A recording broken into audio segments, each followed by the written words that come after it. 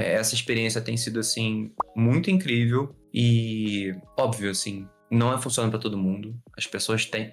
Existem efeitos colaterais, Sim. tá? Mas são muito mais brandos. Muito mais brandos. Quais são os efeitos colaterais? Bom, são os efeitos da maconha. Então um olho vermelho, uma boca seca, uma sonolência, uma lentidão mental, pode acontecer, né? Tem gente que fica um pouco enjoado, um pouco de dor de cabeça, tontura, lentidão de reflexo. Uhum. Eu digo essa lentidão, é como a pessoa vai falar assim: ah, fulano, me passa o adoçante, me passa o adoçante, por favor, Uhum. sabe? E, inclusive, isso não é algo que a pessoa precisa ficar sustentando. Se isso tá acontecendo, é para diminuir. Uhum. A sonolência costuma acontecer por quê? Eu adoro esse efeito adverso. A pessoa fala: Gabriel, eu comecei a tomar com 3 gotinhas, já comecei a ficar com muito sono, o que tá acontecendo? O remédio não tá funcionando para mim. Eu falo: tá bom, dorme, dorme, tá com sono, dorme. Fica uma semana dormindo bem, fica uma semana dormindo 8 horas por noite, isso passa. Porque lembra que a ideia é voltar ao equilíbrio? Sim. Se a pessoa tá dormindo 5, 4, 6 horas por noite, ela vai sentir sono em uso de maconha medicinal. É.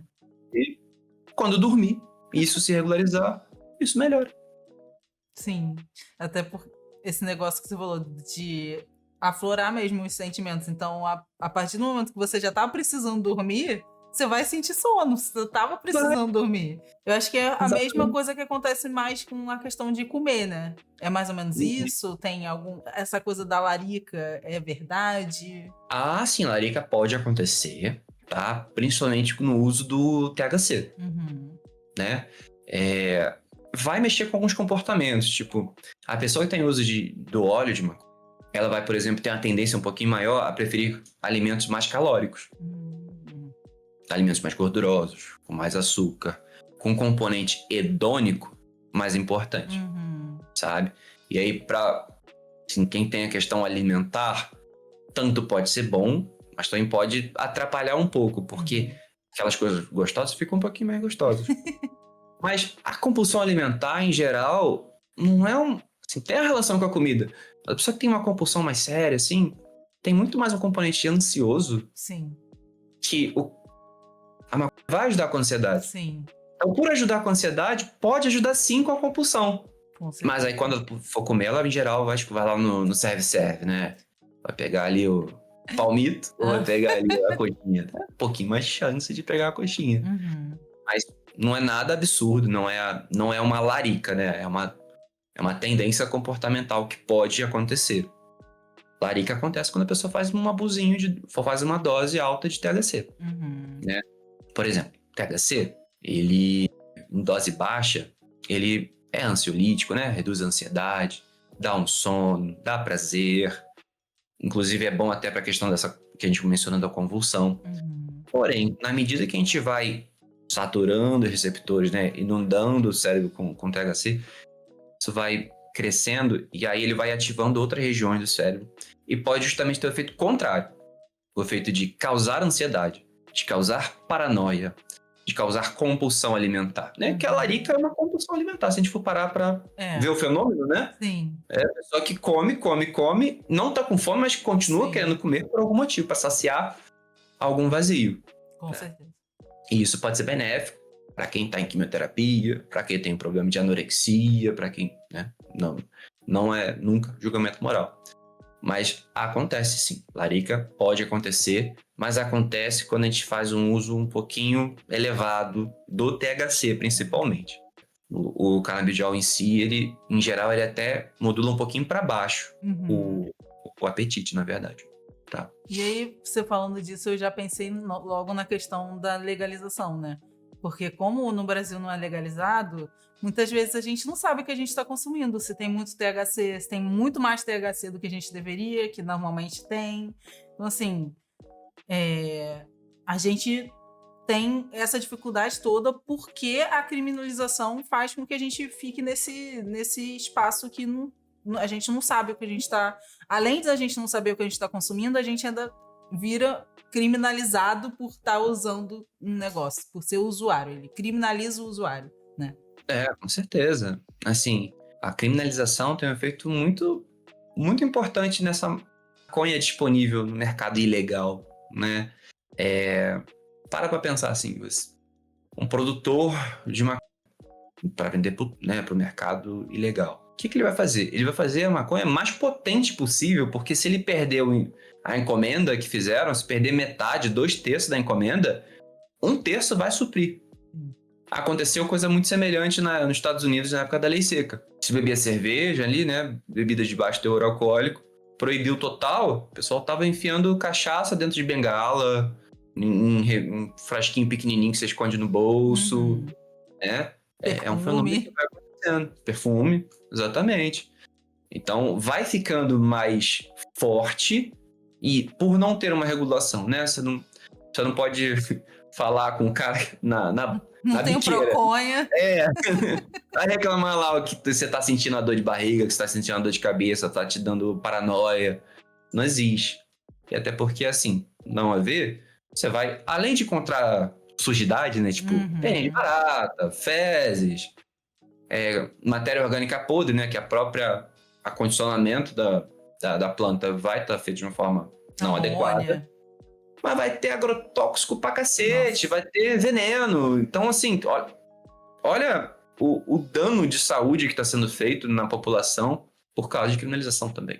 Né? Sim. Assim, olhando pelo prisma somente do consumo da substância. Né? Além de todos os outros. Todas as mortes são geradas pela criminalização. Exato. Contexto social. Com certeza. Então, sim, hoje em dia, você vai até falar com os maconheiros mais antigos, assim, eles falam, mas hoje em dia é outra coisa. Não tem nada a ver com a maconha que fumava lá na década de 70, 80. Não, isso é muito doido.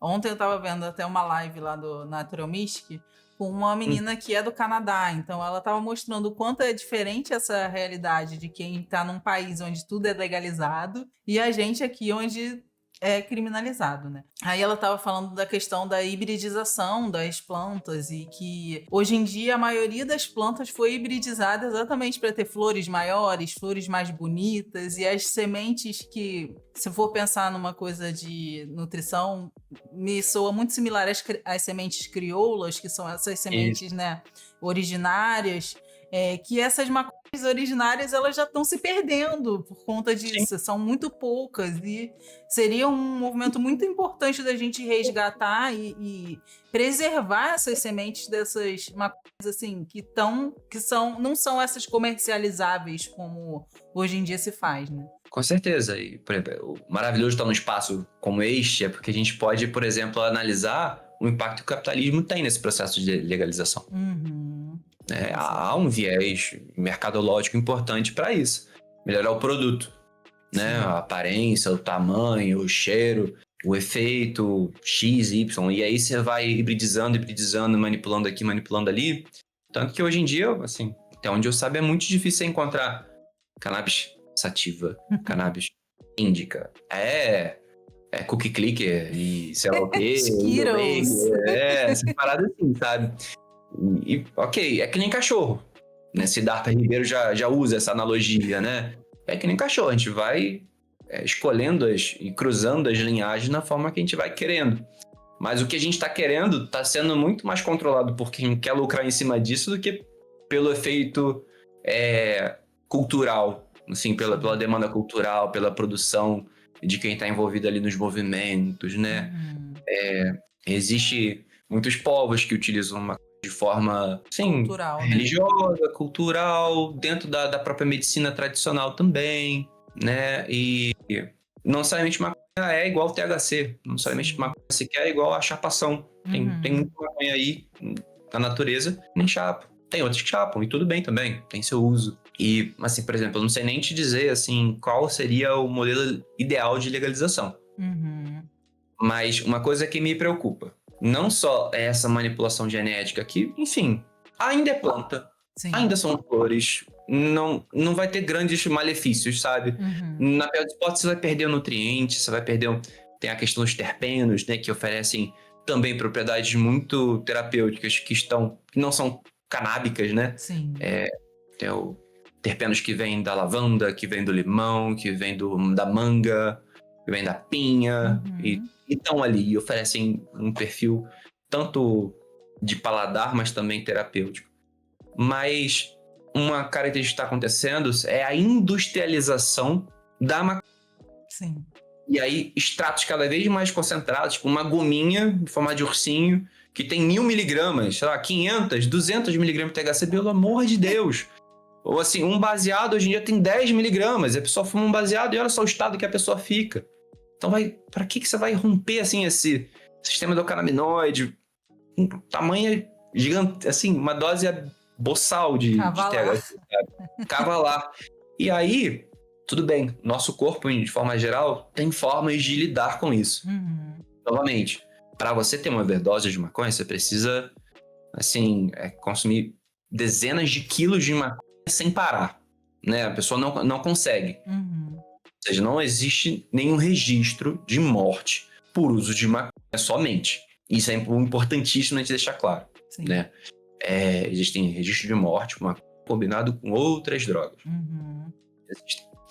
Mas me preocupa a industrialização e o uso de canabinoides sintéticos. Sim.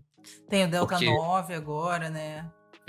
Por exemplo, o Spice, né? O que vai atuar ali onde que o THC atua, só que o THC ele atua ali, ele não encaixa certinho, ele encaixa de lado, então nunca vai romper nada, sabe?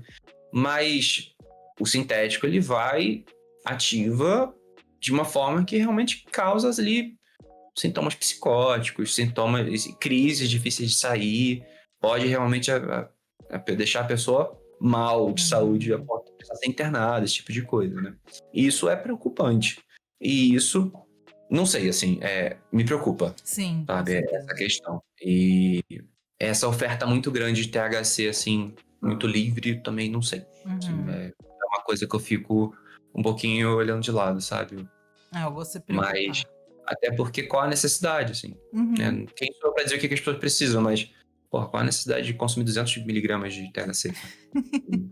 Só se você quiser virar uma panqueca, tudo bem, tem momento pra isso.